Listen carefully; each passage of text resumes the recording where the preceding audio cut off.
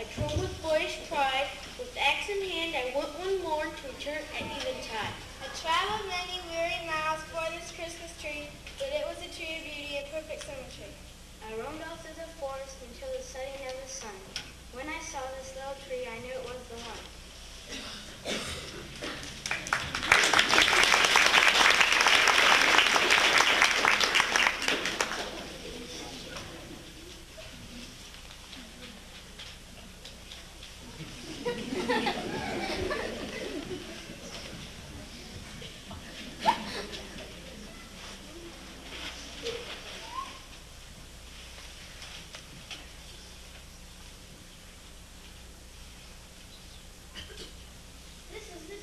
It's just perfect. Let's take it.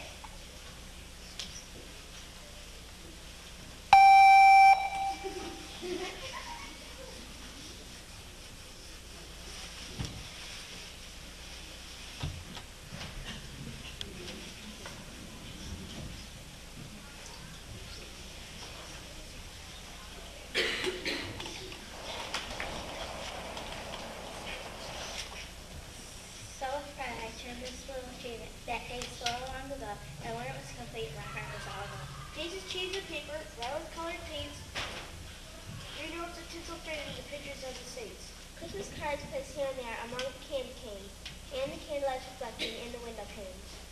Now I think of Christmas long ago, my heart is all aglow. I found the perfect tree, the Christmas tree of long ago.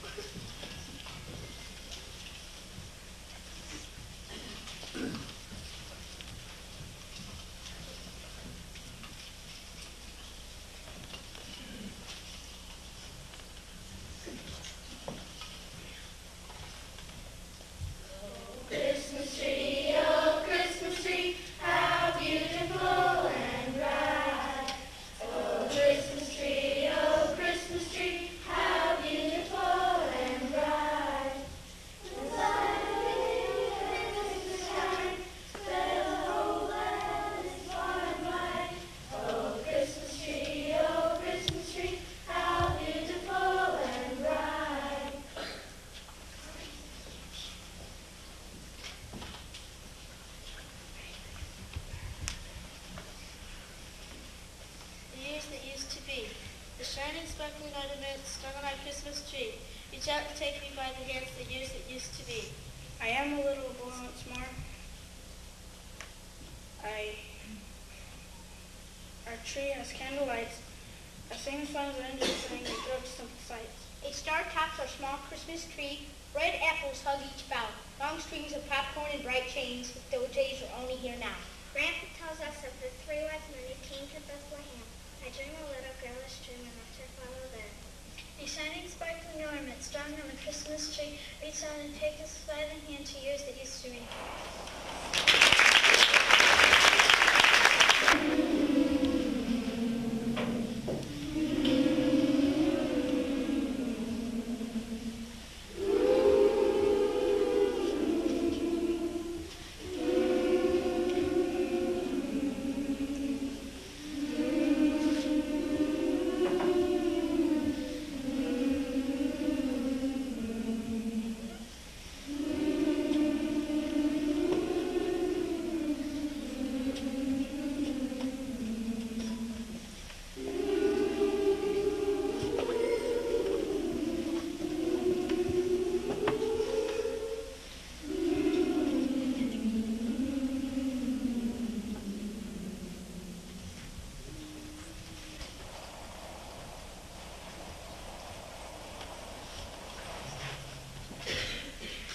We are going to tell you about something that happened in a small town far away many years ago. An old belief handed down from parent to child said that if a gift were given at Christmas that especially pleased the Christ child, chimes in the church would ring. No one had ever heard the old bells ring, but they hoped one day to have this miracle happen. Every year they left the altar after bringing their gifts to the church and waited. No chimes rang.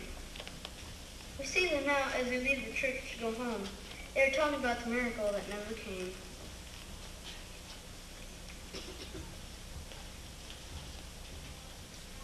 It's done for another year. It's a foolish old belief. No chimes will ring in our church unless the miracle happens. It's not so foolish. It's a good way for the church to get extra money at Christmas.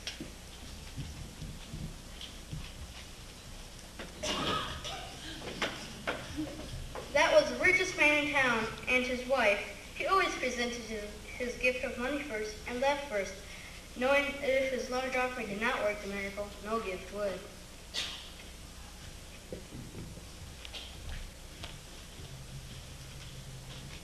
Of course I don't believe that silly old nonsense about the miracle of the chimes. Neither do I, but everyone gets dressed to go to church anyway.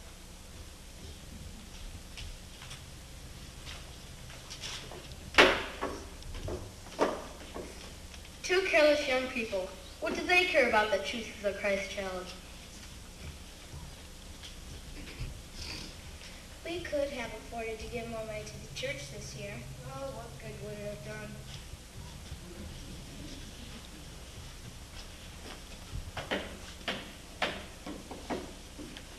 Middle-class people doing what they think is proper.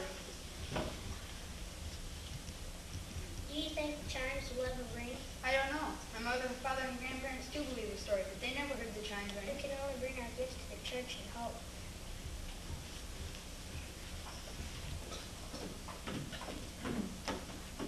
A devout farmer and his wife. They always save some of the best that grew on their lands to give to the church at Christmas. I know that my poor gift will not make the chimes ring, but I keep hoping that all our gifts together will. A widow, one of the poorest people in that place. I wonder why he is not pleased with our gifts. I wonder why. I wish I could hear the chimes ringing just once before I die. The town carpenter, a fine craftsman who puts his best into his work, whether he makes a new handle for the farmer's plow or a chest to hold the beautiful clothes of the rich man's wife. Most people went home and put Christmas on their minds, but old Ned the carpenter thought, Jesus grew up in the home of a carpenter. Surely I have to think of a gift to please him. the carpenter thought of this miracle every day, and one night he dreamed of a gift. A toolbox carved out of wood. What was the Christ child want with a toolbox? A foolish dream, surely. Perhaps a foolish dream, but he dreamed it a second time and again a third time. I don't understand this dream, but I shall make the finest toolbox I can and give it to the Christ child at Christmas. Weeks went by before he found the right piece of wood, and more weeks before he could afford to buy it. In his spare time, he worked to carve a beautiful, intricate design on the box. At last, 3 days before Christmas, it was finished, and he laid it in the window of his workshop. Everyone who passed by admired it. The landlord and his wife stopped to see it.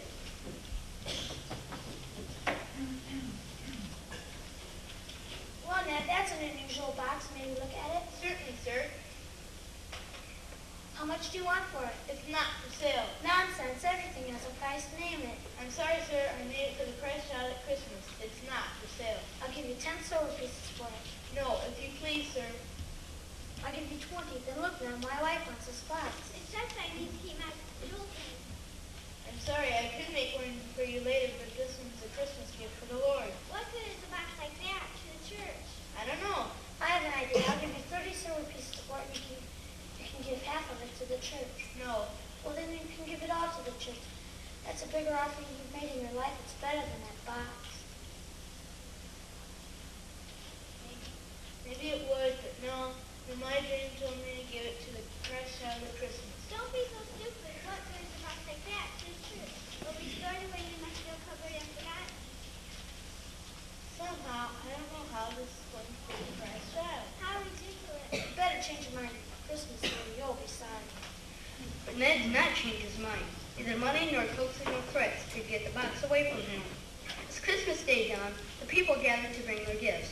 They were not as lavish as usual, for the crops had been poor and work was scarce.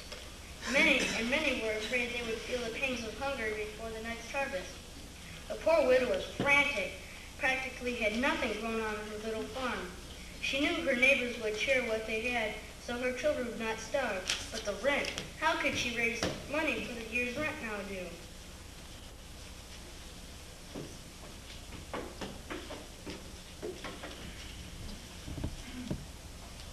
Please, I cannot find the money for the year's rent. The rent will be paid by sundown tomorrow. Out you go.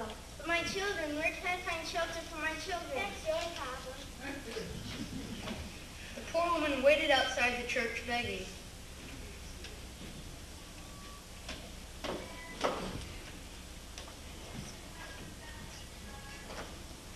The girls brought trinkets of which they had grown tired.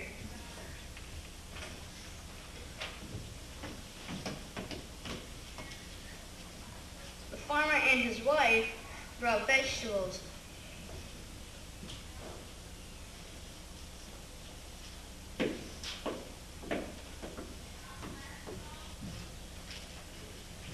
Many came with gifts, large and small, but no miracle happened. No miracle the chimes could be heard. Ned the carpenter almost missed the gift giving.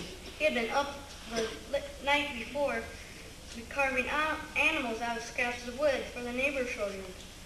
Now as he was about to hurry into the church, the widow stopped him.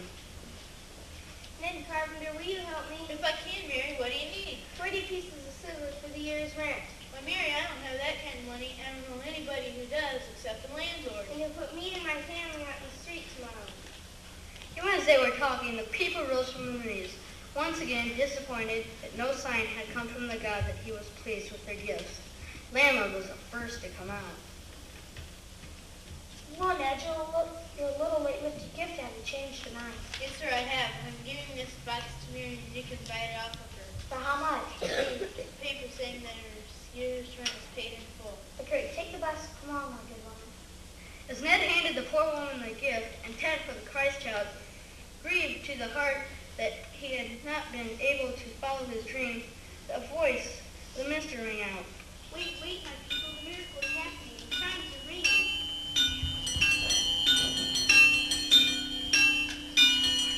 The chimes have rung. Yes, the miracle has happened. Can't be true. But it was true. The chimes were there for all to hear. The lesson was there for all to learn. And as much as you have done it unto the least of these, my children, you have done it unto me. In the